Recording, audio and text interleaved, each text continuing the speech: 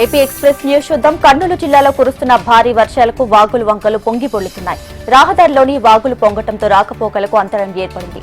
పోల్కల్ రహదారిపై ఉధృతంగా ప్రవహించి వాగు దాటే సమయంలో ఆర్టీసీ బస్సు చిక్కుకుంది. దీంతో స్థానికులు ట్రాక్టర్ సహాయంతో తాళ్లు కట్టి బస్సును సురక్షితంగా బయటకు తీశారు. మాజీ సీఎం జగన్ పై పూతలపట్టి ఎమ్మెల్యే కలికిరి మురళీమోహన్ ధ్వజమెత్తారు.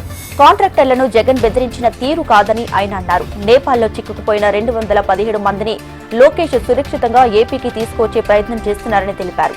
జగన్ సొంత పత్రికలో పిచ్చి రాతలు రాస్తున్నారంటూ మండిపడ్డారు. కర్నూలు జిల్లాలో భారీ వర్షాలు కురుస్తున్నాయి. గూడూరులోని లోతట్టు ప్రాంతాలు జలమయమయ్యాయి. ఎస్సీ బీసీ కాలనీలోని ఇళ్లలోకి వర్షపు నీరు చేరింది. దీంతో స్థానికులు అనేక ఇబ్బందులు పడ్డారు. కాకినాడ జిల్లా పిఠాపురం ఉప్పాడ తీర ప్రాంతంలో అలలు ఎగిసిపడుతున్నాయి. దీంతో ఉప్పాడ కాకినాడ బీచ్ రోడ్డు ధ్వంసమైంది. కొత్తపట్నం గ్రామంలోకి సముద్రపు నీరు చేరడంతో గ్రామం ముంపుకు గురైంది.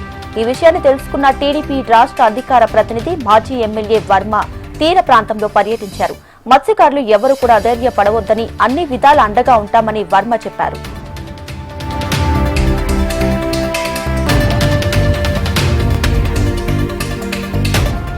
కర్నూలు జిల్లా మనేకుర్తి గ్రామంలో ప్రతిష్ఠించిన భక్త కనకదాసు విగ్రహాన్ని గుర్తు తెలియని దుండగులు ధ్వంసం చేశారు.